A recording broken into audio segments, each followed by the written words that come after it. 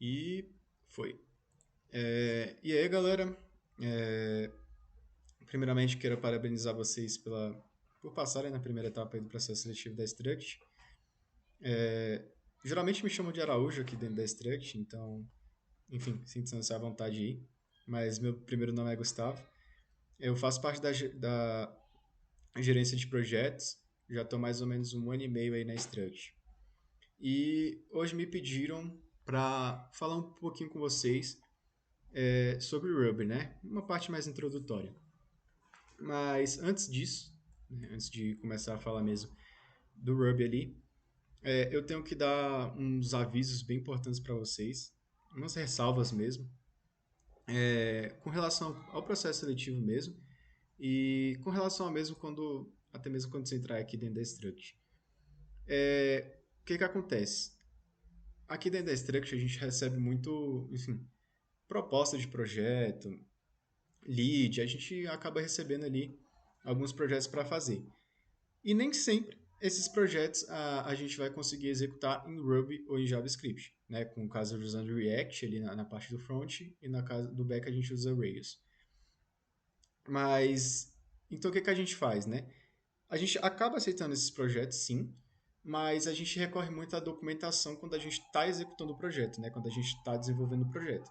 Inclusive, já participei de projetos que aconteceram isso, né? De a gente pegar uma stack vinculada, no caso a Rails ali, só que, assim, a gente tinha que pesquisar na documentação de como usar essa stack vinculada a Rails.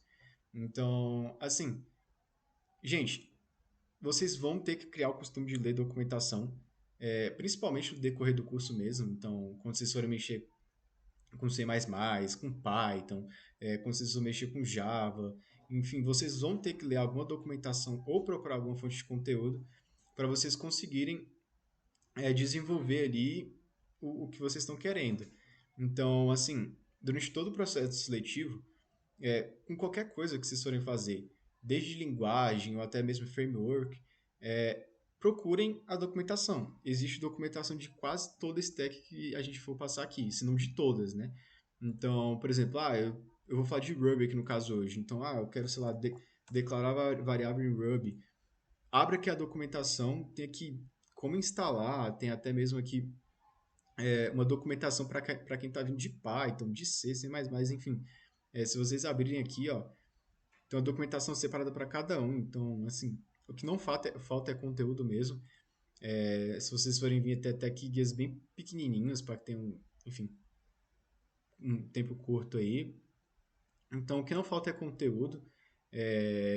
Até mesmo se vocês jogarem diretamente, como eu falei, como declarar uma variável em Ruby. Se vocês jogarem direto isso aqui, vai aparecer tipo N conteúdos de como fazer isso, até vídeo aparece aqui. Então, assim,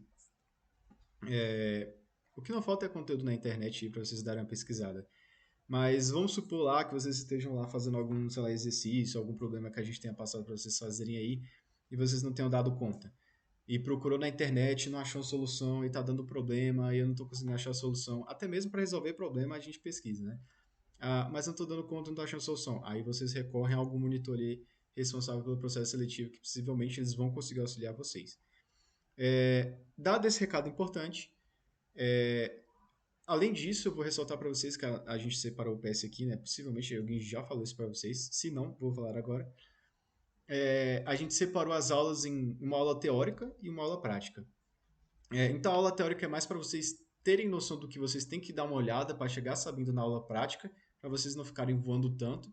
É, e tudo que vai ser tipo desenvolvido na aula prática vai ser com base na aula teórica. Então, assim, assistam os vídeos das aulas teóricas. É, não vai passar de 30 minutos. Alguns conteúdos pode ser que estourem um pouquinho, mas não vai passar de 30. A meta ali é uns 20, 25. Mas eu só tô gastando um pouquinho a mais, porque, enfim, eu tenho que dar essas ressalvas para vocês.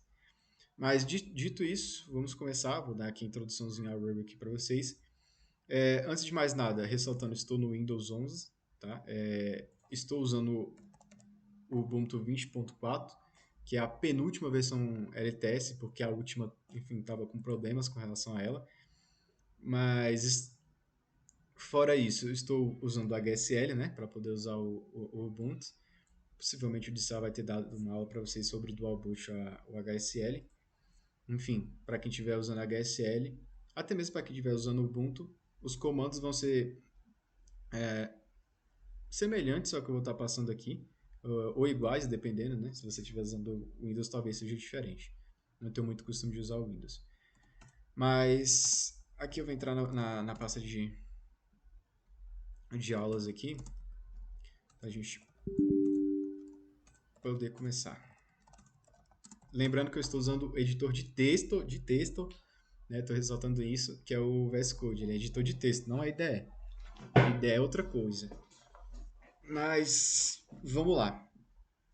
Começando aqui primeiramente, né, para falar com vocês sobre o tipo de dados. Isso que eu vou falar para vocês é quase universal. É quase universal. Toda linguagem tem isso. Ou quase todas, né? Pode ser que exista alguma aí que a Anomaly não tenha, mas quase todas as linguagens que vocês vão entrar em contato tem alguma desses tipo de dados que eu vou falar aqui para vocês. Vamos lá. O verdadeiro e falso. Tipo Boolean. Para que serve? Quando vocês estiverem fazendo estrutura condicional, que eu vou falar daqui a pouco. Basicamente é aquele famoso verdadeiro ou falso de prova. Quando vocês vão fazer a provinha lá do PAS, verdadeiro ou falso. Então, mais ou menos isso aí. Inteiros e racionais. Lembrem de conjunto, lá da parte de matemática, né? Então, os racionais seriam aqueles que a gente coloca com vírgula e os inteiros... Gravem mais ou menos assim. E os inteiros são aqueles que a gente não coloca com vírgula. Aqui dentro da programação. E aqui, os inteiros seriam do tipo integer e os racionais seriam do tipo float. Aqui eu vou deixar um espaço especial para falar sobre esses, mas dando uma ressalva aqui importante. No Ruby, dificilmente vocês vão fazer a declaração explícita, né? Vocês vão tipar o dado manualmente, porque o Ruby ele já faz isso dinamicamente. Vai Python.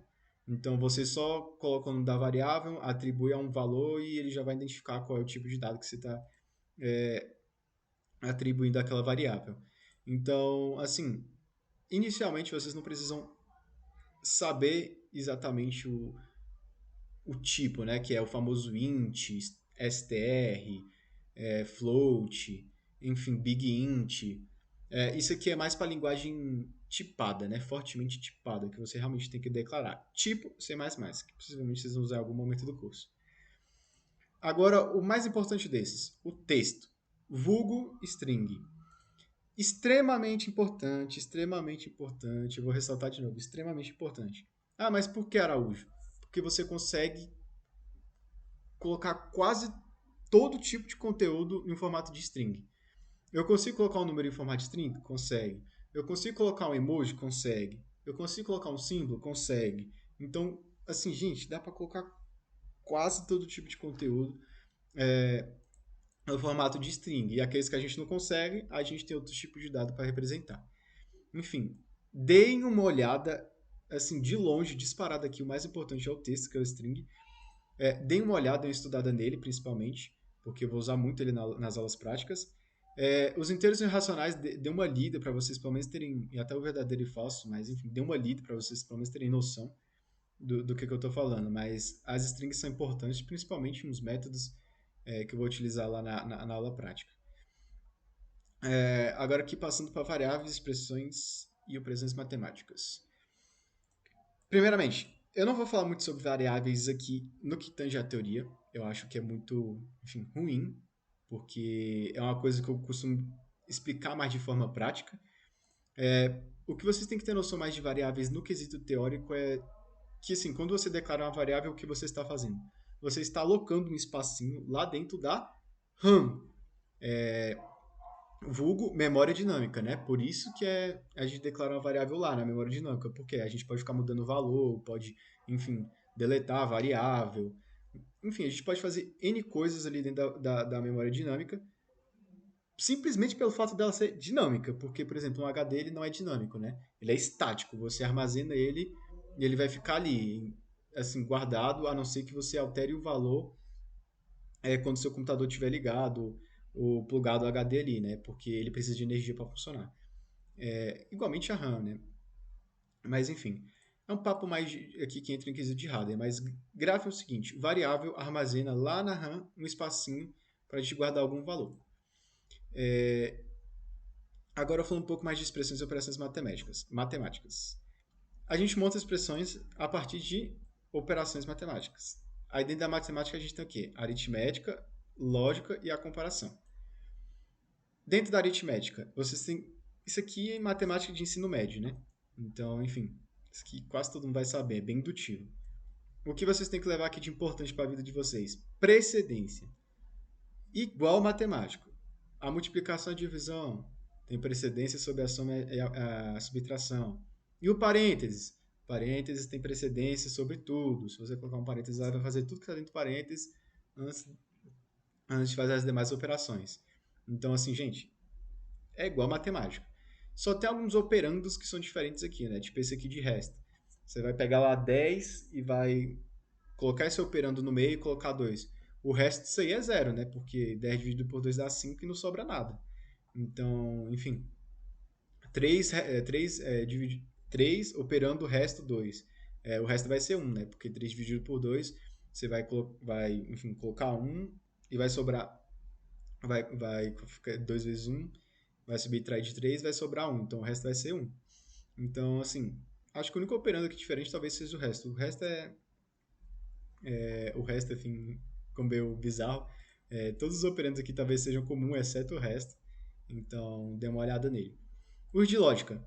De longe, dentre todos esses, são os mais importantes. Por quê? Porque além de você utilizar no quesito de programação, você vai utilizar no curso.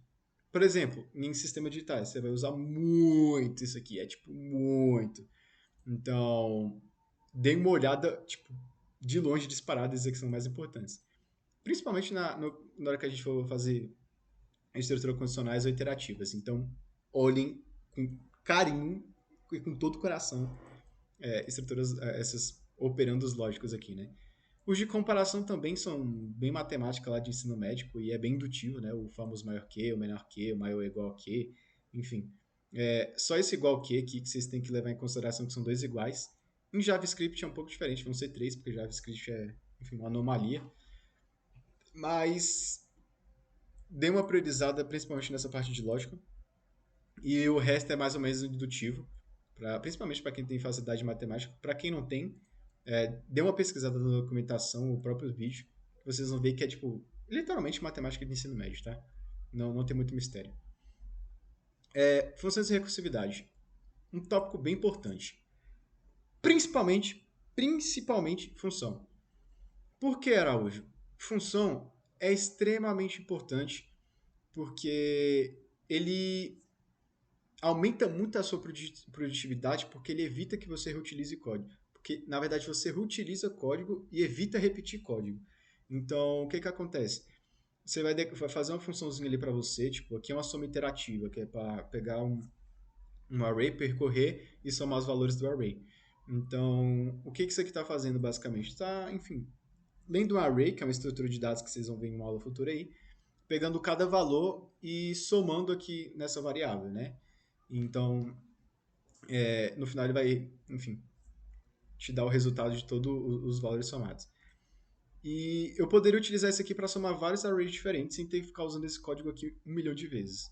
Bastaria que eu fizesse um def, enfim, def não, pegasse um soma iterativa, né, do jeito que eu declarei ali, o nome da função, e colocasse aqui o array que eu quero somar. Então, assim, gente, função é vida. Deem glória a Deus que um cara criou função para vocês não terem que ficar escrevendo um código 1 milhão de vezes. Daí entra a recursão.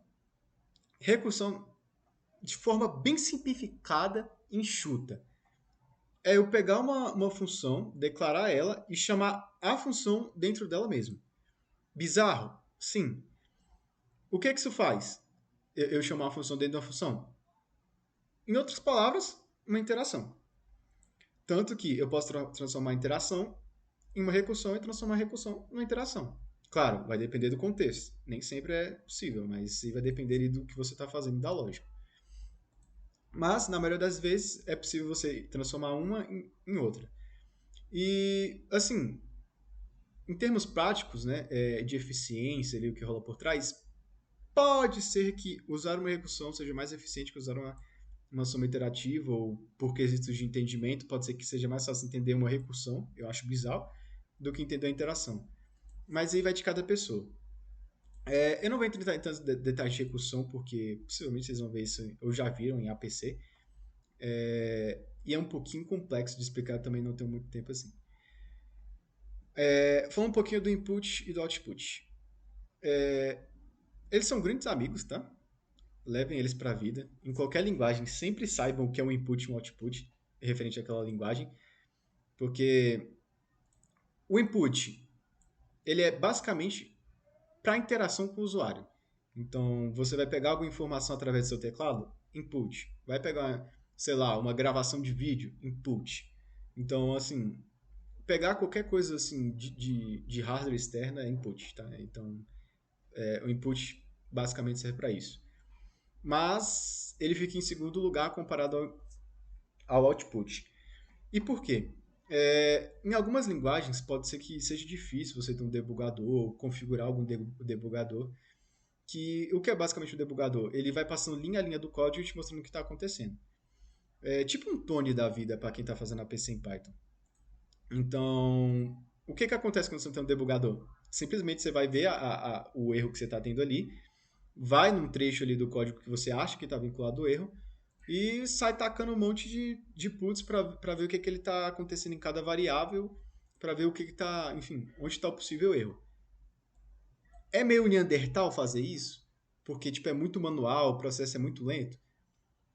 Mas pode ser que em algum contexto ali seja a sua última ferramenta. Então, gravem sempre um output de qualquer linguagem que vocês estejam utilizando, porque isso pode salvar muito. Condicionais e interações. Bem, aqui é tipo universal também, e é tipo assim, onde gira toda quase a lógica da nossa computação. Porque basicamente é aqui que a gente tem uma. Enfim, aqui é a parte de repetição de código e aqui é a parte de ramificação do código, vamos dizer assim. Então, é aqui nessa parte, né, que a gente chama de estruturas condicionais e estruturas de repetição. Então, nas estruturas condicionais, a gente vai ramificar o nosso código, ou seja, nós vamos criar caminhos para o código, ou seja, novamente, ou seja, a gente vai fazer com que o código siga um caminho dependendo de uma condição determinada pelos operandos ou aritméticos ou principalmente lógico, ou de comparação, e a gente vai determinar um caminho ali para o código seguir. E aqui nos iterativos seria basicamente para a gente repetir o código, sei lá, X vezes até ele fazer alguma coisa que a gente queira. Aqui eu diria que é mais produção. Aqui eu diria que é mais estruturação. E aqui dentro das condicionais, significativamente o que tem mais valor? If else. É o famoso if else. Se isso for verdadeiro ou falso, faça tal coisa. Se não, faça outra. Então, assim, é o básico, gente. É o básico, é o if else. Então, partam dele, iniciem dele. Ressaltando documentação. O switch case evita que você encadeie vários if else. Então você vai fazer um if se acontecer alguma coisa, se acontecer alguma coisa, se acontecer alguma coisa. Você vai colocando if else dentro de if else. Isso é horrível, horrível. Não façam isso. Tenta usar um switch case ou outra estrutura, um jeito mais fácil de fazer. E o ternário nada mais é do que uma forma simplificada de um if else. O que vocês vão fazer? Vocês vão procurar todos, vão ler todos, porque eu vou usar na aula prática. Se eu não usar, me cobrem. Estruturas de repetição. As principais, for a while.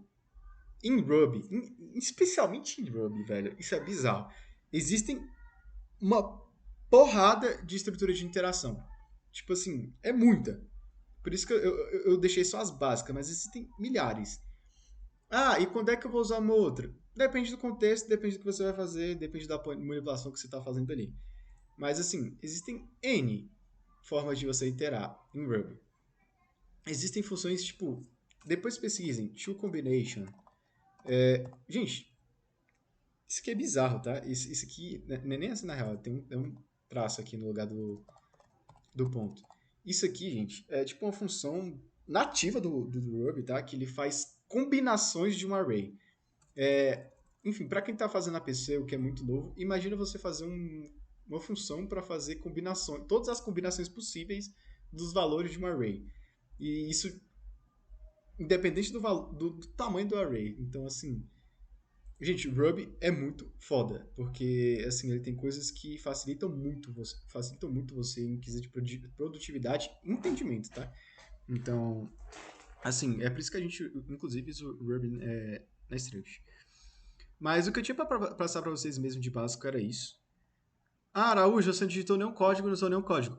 Óbvio, né? Como eu falei para vocês, vai ter uma aula prática sobre isso, então eu vou usar tudo isso na aula prática que eu falei para vocês.